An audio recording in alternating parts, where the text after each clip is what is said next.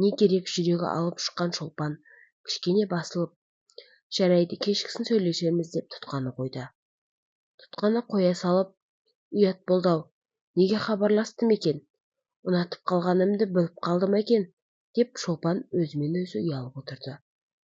Содан кешкісін Сауран тағы хабарласты. Екеуі ұзақ сөйлесті. Соңында кетпей тұрып сенің жауабыңды алып кетейінші деді. Шолпан да Сауранды қимады. Неше жыл күт дегеніме көнді. Ғашық екеніне көзім жетті.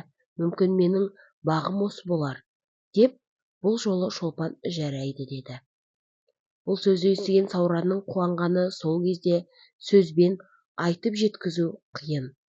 Неше жылдан кейін сүйген қызының бір ауыз сөзін алу үлкен бақыт еді. Сол күні қазір барайыншы, 5 минутқа шықшы өтініш деді. Шолпан да жарайды деді де тұтқаны қоя салды. 10-15 минуттан кейін Сауран келіп тұрмын деп хабар келді. Шолпан да алып ұшып үйдегі ата-анасына қашып шыққандай жүгіріп шыға қойды. Сыртқа шықса, Сауранның екі езуі құлағында, қуанғаннан бал-бұл жайнап тұр. Шолпан қасына жақындап, амандаспақшы болып, қолын бергені сол, Сауран Шолпанды өзіне қарай тартып алып, қапсыра құшақтап алды. Жіберер емес. Шолпан біреу көріп қоймасын деп қысылып тұр. Сауран оны ешбіріне мән берер емес. Неше жылғы арманы орындалғандай ұзақ уақытқа Шолпанды құшағынан шығармай, құшақтап тұрған кезде адамның жылуын сезінесің деген рас екен-ау. Өзі ұялып тұрса да, құшақтай берсе деген ойда болды Шолпанның. Өзінде ерекше бір сезімнің болып жатқанын да байқап тұр. Махаббат деген шіркін, сөзбен айтып жеткізе алмайтын құбылыс қой. Солар қалпалыса құшақтап тұрғанда 4-5 минут болды. Сол аралықта неше жылғы күткен ғашықтық сезімі байқалды.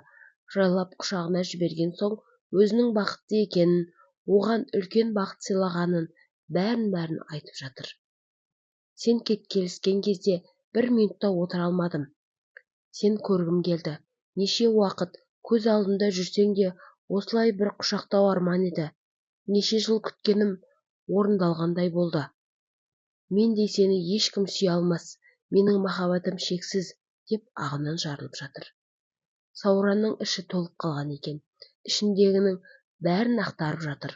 Ал Шолпан бұл сөздерді естіп бақытты екенін сезініп отыр. Кездесулері болар-болмас 15 минутқа созылды. Шолпан үйіндегілер іздеп қалмасын деп қайта үйіне кірді. Артынан қимай Сауран қарап тұрды. Арада бір апта өткен соң Сауран аяқ астынан кететін болды. Әкесі билетті ертегі алып қойған екен. Барып, орнығамын дегенше уақыт өтіп кетеді деп. Кетер күні Сауран Шолпанның жұмысына келді. Өзінің аяқ асты кетіп бара жатқанын ескертіп, кету үшін келіпті. Келді де Шолпанға ұзақ қарап, қолынан қысып кетті. Құшақтағым келіп тұр. Әттең, саған сөз келеме деп, жұмысыңдағылардан ұялып тұрмын деп, өзін әрең ұстап, қоштасып кетті. Сауран кеткеннен Шолпанның көңіл күйі бұзылып, қимастық сезім болып, оңаша отырып, әбден жылап алды. Еш басылар емес. Өзін әрең тоқтатты. Не керек? Сауран Астанаға барып орналасып, жұмысқа кірісіп кетті. Уәдесінде тұрып, күнде кешкісін хабарласып тұрды. Әдеттегідей ғашықтар тұтқаны қимай қоятын. Бастапқы жарты жыл күнде хабарласу болып жүріп, Сауран соңғы уақытта 2-3 күнде хабарласатын шығарды. Шолпан күнде Сауранды күтіп отыратын. Әбден бауыр басып қалған Шолпанға 2-3 күн өте ұзақ еді. Кейде шыдай алмай Сауранға өзі хабарлатынды шығарды. Сауран кейде хабарласуға қаражат болмады десе, кейде жолдастарымен кешкі серуенде жүретін. Қасынан қыздардың даусы шықса, Сауранды қызғанып қалатын. Бірақ онысын білдіртпей жарайды. Хабарласамын, сосын деп тұтқаны қоятын. Қоя салып қайта жылайтын. Мені ұмытайын деді ме, қалаға барып, басқа қыздарды көріп, маған деген сезімі өше бастады ма дейтін. Соңғы уақытта Шолпан көп жылап жүр. Біресе өзінің ойы маза бермесе, біресе қасында қызметтес болып жүрген қыз маза бермейді. Айтатыны, Сауранның атастырған қызы бар екен, Астанада тұрады. Сонда екеуі кездесіп жүр екен. Өте бай жердің қызы, келесі жыл үйленеді екен дейтін. Бұл сөзінен кейін Сауранның сөзі еске түсетін. Ең алғаш танысқанда менің ең әдемі қызға немесе ең бай қызға үйленемін деген сөзі бар еді.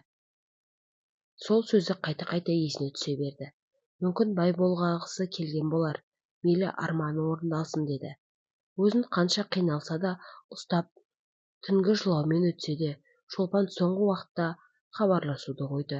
Кейде Сауранның даусын қасты естігісі келсе, құрбысының телефонымен хабарласып, шатасып кеттім дей салатын. Басында қанша қиналса да, соңында өзін жеңді. Неше айдан бері жылағаны басылды. Өз-өзін сендірді. Менің бағым емес екен.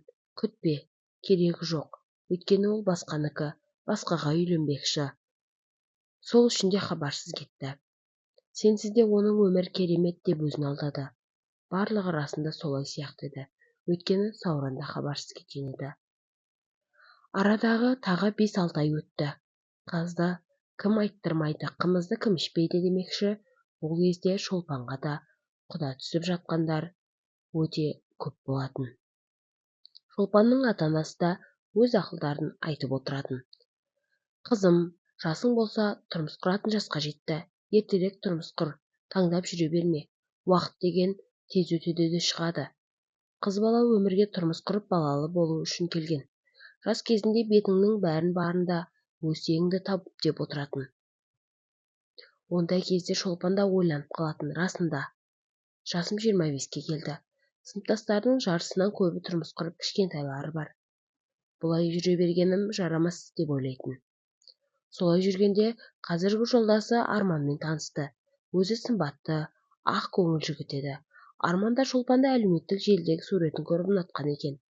Арада көп уақыт өтпей, бір шоқ гүлмен келіп, жақынырақ танысып кетті. Шолпан Арманды көре салып, жаман адам емес екен деп ойлады да қойды. Көп ұзамай, Арман хабарласуын тоқтатпады. Шолпаннан тұрмысқа шығуын өтінді. Бақытты етемін, алақаныма салып өтемін деп жүрді. Шолпан көп ойланды. Сауранмен неше жыл сөйлесіп, соңғы жақсы аяқталғаны бар. Барлығын ой елегінен өткізді. Уақыт өткізбей Арманды көп күттірмеймін деп Арманға келісімін берді. Бірақ соңғы уақытқа дейін ойы шашыраңғы болды. Бір ойы Сауранды күтсе, екінші ойы болды, ол келмейді. Осы уақытқа дейін бір хабарласатын еді деп ойлады. Сонымен келісіп, тойға қызу дайындалып кетті. Екі жақ кездесіп, келесі ай Шолпанды ұзату тойы белгіленіп қойды. Жұмысын тұрмысқа шыққанша реттеп кетейін деп отырған Шолпанның телефоны шырылдап кетті. Өзі селк ете қалған Шолпанға белгісіз нөмер хабарласқан екен. Тұтқаны көтергені сол, алу деген таныс дауыс шыға келді. Шолпанның денесінде бір тоқ жүріп өткендей болды. Неше ай өтсе де даусы сол қалпы. Сол бір сөзбен өзінің неше жылы көз алдында өте шықты. Қалай ғашық болып бауыр басқаны, қалай ұйқысыз жылаумен өткені барлығы да көз алдынан лентаға ұқсап өте берді. Ештеңе білдірместен, «Иә, тыңдап тұрмын» деді. «Танымадың ба?» «Жоқ, кім екен?» «Мен ғой, Сауран». Иә, неге хабарластың?» «Даусыңды естігім келді. Сені көргім келді. Мен қайтып келдім», деді. «Неге келдің? Неше уақыт хабарсыз кетіп келген соң ғана іздеп тұрмысың?» «Жоқ. Сені бір сәтке есімнен шығарғаным жоқ. Жағдай солай болып қалды». «Не жағдай? Неше хабарсыз кеткенінде не жағдай болды соншама?» «Оның бәрін кездескенде айтармын. Бәрі кеш, енді кездеспейміз де». «Неге?» «Тұрмысқа шығамын. Той күні белгіленіп қойды. Енді мазалама. Мен өзімді әрең жинақтадым. Сені ұмытамын деп өзім қиналдым. Енді соның барлығын қайта басынан кешкім келмейді. Ренжімеші, олай болады деп ойламадым. Маған тұрмысқа шықшы, бақытты боламыз» деді. Бірақ бәрі тым кешеді. Той күні белгілі, қонақтар шақырулы. Енді қайтарға жол жоқ. «Жоқ, болмайды. Мен ата-анамды жерге қаратқым келмейді. Мүмкін екеуміздің жолымыз екі бөлек болған шығар. Мүмкін бізге бірге жазу, бірге болмаған шығар. Бірге болуды жазса, осынша жыл жүрмес едік. Ретін тауып қосылар ма едік? Өз жаныңды тауып, бақытты бол, деді. Жоқ, олай етпеші, сені қатты жақсы көремін, сүйемін. Мейлі, сен сияқты болмаса да, оны да алдап көрермін. Өткен кез өтті, кетті, болды. Артқа кері шегіне алмаймын. Сау бол, деп тұтқаны қоя салды.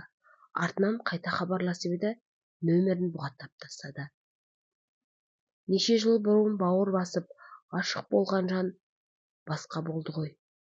Шолпанның іші алай-дүлей болса да, Сауранның хабарсыз кеткенін есіне алып, неше түн жылаумен өткізген кезін еске алды. Бәрін қайта басынан кешкісі келмеді. Араға ай салып, Шолпан тұрмыс құрды. Дүркіреп тұрып той болды. Жолдасы Арман да өз ойындағыдай шықты. Бір сөзі, еш артық қылығы жоқ жан екен. Шолпанды өздігінше жақсы көрді. Не ішемін, не киемін демеді. Жағдайын жасап отырды.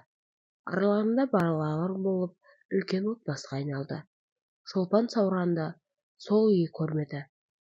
Кейде өзі оңаша қалғанда, жас кездегі суреттерін көрсе, алғашқы махаббаты есіне түседі де бір күрсініп еске алып қояды.